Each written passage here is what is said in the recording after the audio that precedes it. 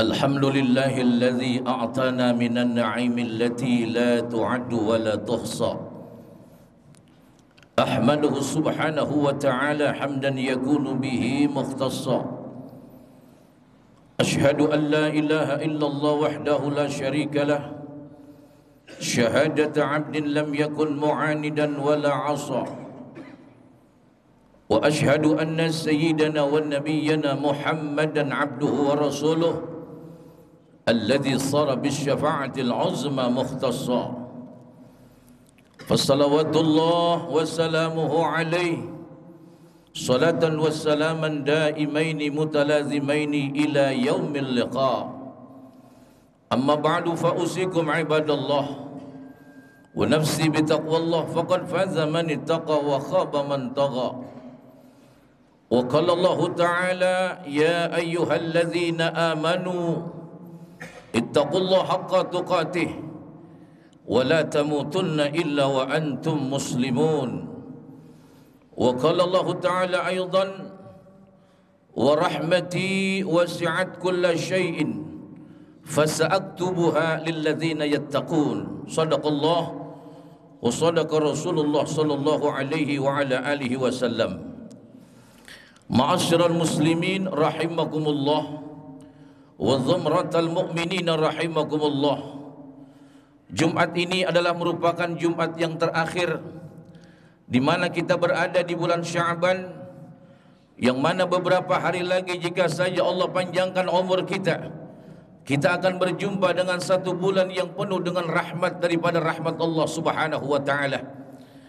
Oleh karena itu mudah-mudahan kita berharap kepada Allah senantiasa panjangkan umur kita, Allah berikan kesehatan kepada kita, dan insya Allah segala aktivitas ibadah yang ada di bulan suci Ramadan dengan asbab rahmat yang Allah berikan dan anugerahkan kepada kita, insya Allah kita dapat melaksanakannya dengan sebaik-baiknya. Saudara-saudara sekalian dirahmati oleh Allah, saudara yang dirahmati oleh Allah Subhanahu wa taala, dalam satu ayat di mana Allah Subhanahu wa taala telah menjelaskan kepada kita, wa rahmati wasi'at kulla syai'in fasa'aktubuha lilladzina yattaqun. Ketahuilah bahwasanya sesungguhnya rahmatku yang begitu amat sangat luas, yang meliputi alam jagat raya, maka sungguh aku menetapkan daripada rahmatku itu khusus terhadap hamba-hambaku yang bertakwa kepada Allah Subhanahu wa taala. Oleh karenanya jamaah sekalian, enggak begitu mudah kita akan menggapai daripada rahmat Allah tanpa ada kerja keras ibadah kita kepada Allah, tanpa ada kerja keras bagaimana hubungan kita terhadap sesama umat manusia. Maka senantiasa Allah akan memberikan rahmat tersebut kepada mereka yang senantiasa tunduk dan patuh serta bertakwa kepada Allah Subhanahu wa taala. Hadirin yang dirahmati oleh Allah, ada sebahagian hukama pernah menyatakan tu'rafu rahmatur rajuli bi arba'ati asya'ah. Ketahuilah bahwasanya seseorang itu memang betul-betul sudah memperoleh daripada rahmat Allah apabila sudah menjalankan 4 perkara. Saudara-saudara sekalian, kata hukama yang pertama, diketahuinya orang tersebut sudah memperoleh daripada rahmat Allah ayyamna'a lisanahu minal fudul. Apabila orang tersebut betul-betul mampu mengekang, memelihara, menjaga di mana lisannya bikasratil kalam, daripada banyaknya ia berbicara. Maka dengan asbab di mana banyaknya berbicara akan timbul 3 perkara, saudara. Yang pertama akan timbul jadi ghibah. Orang yang banyak berbicara akan timbul daripada ghibah, membicarakan aib orang lain, membicarakan hal-hal yang sama sekali ia belum ketahui, akan timbul sedemikian jamaah sekalian rahmati oleh Allah. Yang kedua akan timbul daripada kadzab, yaitu kebohongan. Yang ketiga, orang yang banyak berbicara akan timbul yang namanya an-namam, suka mengadu domba di antara umat. Ma'asyiral hadirin yang dirahmati oleh Allah, hukama mengangkat yang pertama. Kenapa dikatakan ayyamna alisanahu minal fudul? Agar seseorang itu betul-betul mampu menjaga lisannya, yang senantiasa dengan asbab lisan tersebut akan menjadi rusak amaliyah-amaliyah yang senantiasa sampai saat ini kita beribadah kepada Allah Subhanahu wa taala, yang dapat menghapus daripada segala amaliyah ibadah kita kepada Allah Subhanahu wa taala. Jamaah sekalian yang dirahmati oleh Allah, Yahya ibnu Aktham, beliau pernah menjelaskan dalam satu tulisannya, ma salaha mantiq rajulin illa arafa zalika fi sa'iri amalih. Enggak patut di mana seseorang itu yang mana ia berbicara dan membicarakan orang lain, yang sementara kata Yahya ibnu Aktham, terkecuali memang betul-betul dia mengetahui fi sa'iri amalih, seluk-beluk apa yang telah diperbuat oleh orang tersebut. Jamaah sekalian yang dirahmati oleh Allah Subhanahu wa taala, begitu tegasnya di mana Rasulullah sallallahu alaihi wa ala alihi wasallam pernah menyatakan dalam satu hadisnya, tuba liman malaka lisanahu. Alangkah beruntungnya di mana umatku yang mampu menjaga, mengekang daripada lidahnya, jangan sampai keluar daripada kata-kata yang tidak baik, saudara-saudara sekalian. Maka di mana Rasulullah menyatakan, kata beliau bahwasanya orang beruntung apabila dia menjaga lisannya. Yang kedua, wa wasa'u baitahu, alangkah beruntungnya di mana umat Rasulullah yang memiliki hati yang begitu amat sangat luasnya. Kemudian yang ketiga, baka ala khati'atihi, alangkah beruntungnya di mana umat Rasulullah ketika dia memiliki satu kekhilafan, satu kesalahan, maka ia senantiasa selalu mencucurkan air mata. Dia menyesal, menangis dengan asbab kesalahan yang telah diperbuat olehnya, saudara-saudara sekalian. Yang kedua, orang yang betul-betul sudah memperoleh daripada rahmat Allah Subhanahu wa taala, alla yara fi qalbihi hasadan wala adawatan min ahadin minan nas. Tidak sedikit pun terlintas dalam hati mereka, orang-orang yang sudah mendapatkan rahmat dari Allah Subhanahu wa taala, tidak sedikit pun terlintas dalam hati mereka sifat-sifat hasad, sifat-sifat dengki, sifat-sifat dendam, sifat-sifat yang senantiasa selalu melakukan permusuhan di antara seseorang, di antara umat manusia. Apabila masih ada di antara umat Rasulullah, sekalipun dia termasuk bagian daripada ahlul ibadah, maka orang tersebut belum dikatakan memperoleh daripada rahmat Allah Subhanahu wa taala. Karenanya jamaah sekalian yang dirahmati oleh Allah Subhanahu wa taala, kata salah seorang hukama bahwasanya ada 3 penyebab di mana seseorang itu akan menjadi bahan daripada api nerakanya Allah Subhanahu wa taala. Yang pertama, kata beliau, adalah sumbernya adalah dari hati, saudara-saudara. Apabila ini hati, insya Allah akan baik, yang keluarnya pun akan baik. Luqmanul Hakim, suatu ketika dia pernah diperintahkan oleh tuannya. Suatu ketika Luqman pernah diperintahkan oleh tuannya untuk menyembelih seekor domba. Kata tuannya, wahai Luqman, tolong besok di waktu pagi sembelihkan 1 ekor kambing, maka kau berikan 2 potong daging yang bersih untukku, wahai Luqman. Maka di pagi hari itu jamaah sekalian, Luqman akhirnya memotong seekor domba. Setelah selesai dipotong, dirapihkan, maka diberikanlah 2 potong daging antara hati dan lidah. Kemudian tuannya ini merasa heran jamaah sekalian, kenapa 2 potong daging yang bersih hanya ini yang diberikan kepadaku? Kata tuannya. Akhirnya keesokan harinya Luqman kembali diperintahkan untuk menyembelih seekor domba. Dia minta kepada Luqman untuk diberikan 2 potong daging yang kotor. Ketika setelah disembelih, maka diberikan pula 2 potong daging yang kotor, yaitu antara hati dan lidah. Tuannya bertanya dalam hatinya, ada apa ini Luqman? Aku minta 2 potong yang bersih diberikan hati dan lidah, 2 potong daging yang kotor sama antara hati dan lidah. Akhirnya Luqman dipanggil, ada apa? Ada apa tuan? Kata tuannya, wahai Luqman, ketika aku minta 2 potong daging yang bersih, kenapa kau berikan hati dan lidah? Kata Luqman, wahai tuan, jika saja ini hati yang bersih, maka yang keluar dari lisannya pun itu akan bersih.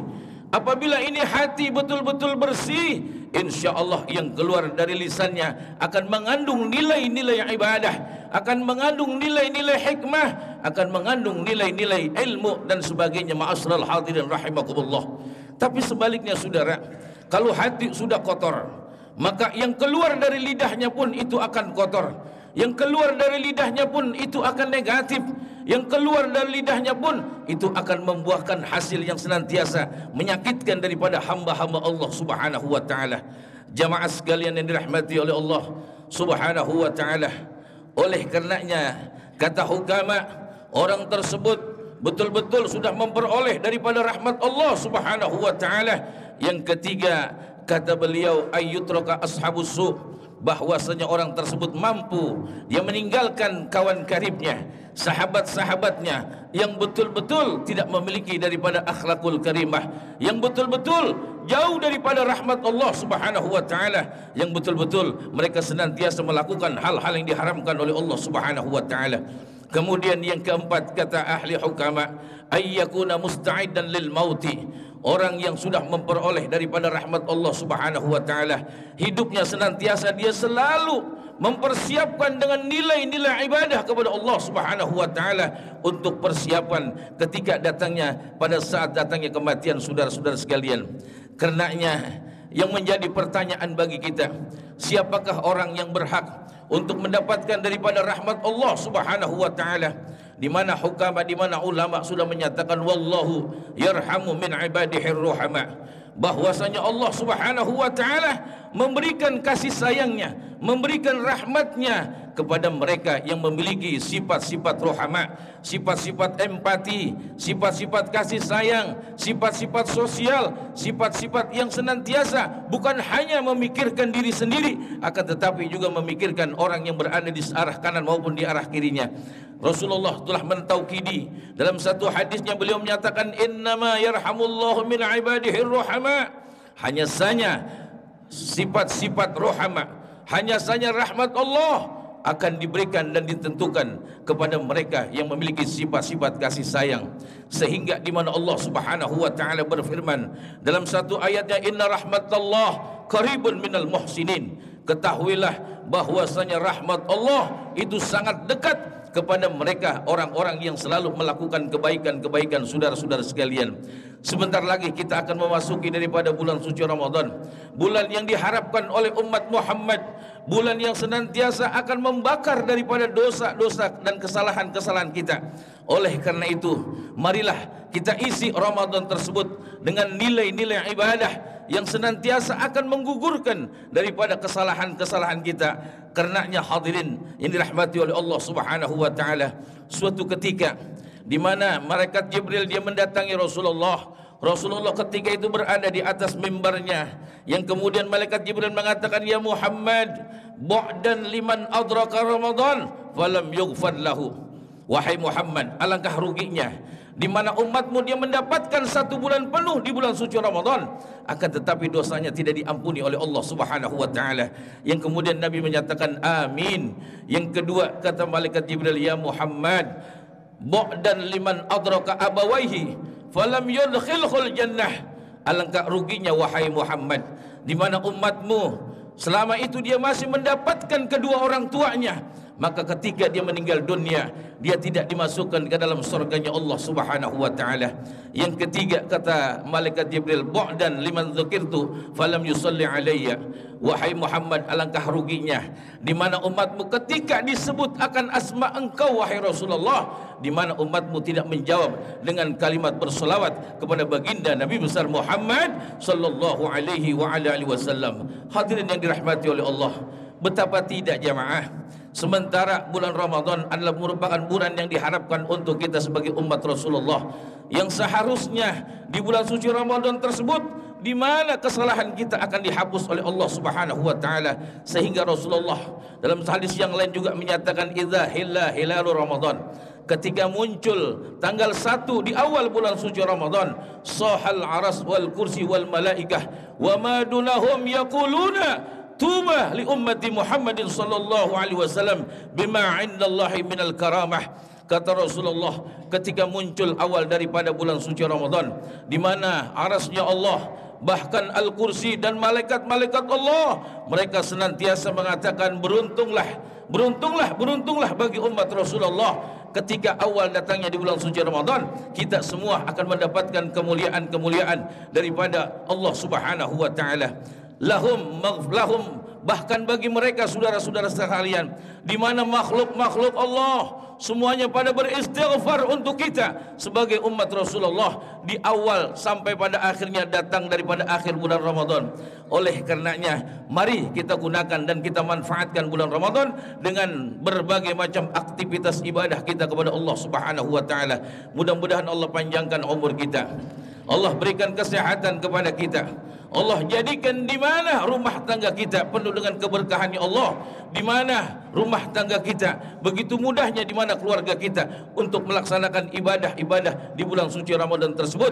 Dan jika saja Allah pisahkan antara ruh dan jasad kita, mudah-mudahan semuanya dalam keadaan husnul khatimah. Amin amin ya rabbal alamin.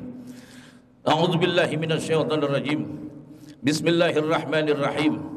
Faman thaqulat mawazinuhu faulaika humul muflihun. Barakallahu li wa lakum fil Qur'anil azim wa nafa'ani wa iyyakum bima fihi minal ayati wadh-dhikril hakim. Aqul rabbighfir warham wa anta khairur rahimin.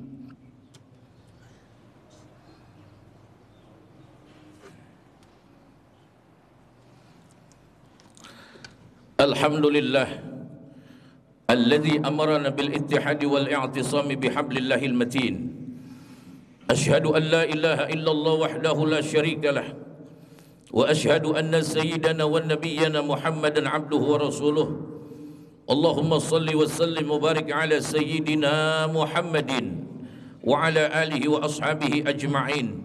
Amma ba'du, fa ya ibadallah ittaqullaha mastata'tum wa sari'u ila maghfirati rabbil alamin wa'lamu anna Allah subhanahu wa ta'ala amarakum bi amrin bada'a fihi bi nafsihi وثنى بملائكته المسبحة بقدسه فقال تعالى في القرآن العظيم إن الله وملائكته يصلون على النبي يا أيها الذين آمنوا صلوا عليه وسلموا تسليما اللهم صل وسلم وبارك على سيدنا محمد سيد المرسلين وعلى آله وأصحابه وقرباته وأزواجه وذريته أجمعين. وارض اللهم على أربعة الخلفاء الراشدين سيدنا أبي بكر وعمر وعثمان وعلي وعلى بقية الصحابة والتابعين والتابع التابعين ومن تبعهم بإحسان إلى يوم الدين وعلينا معهم برحمتك يا أرحم الراحمين.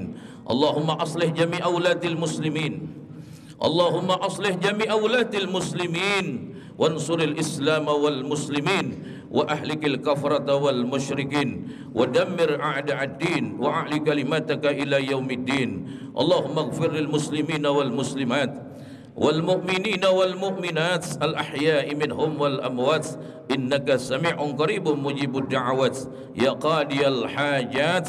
ربنا آتنا في الدنيا حسنة وفي الآخرة حسنة وقنا عذاب النار. عباد الله إن الله يأمر بالعدل والإحسان وإيتاء ذي القربى وينهى عن الفحشاء والمنكر والبغي يعظكم لعلكم تذكرون فاذكروا الله العظيم يذكركم واشكروه على نعم يزدكم واسألوا من فضل يعطيكم ولذكر الله أكبر. أقم الصلاة.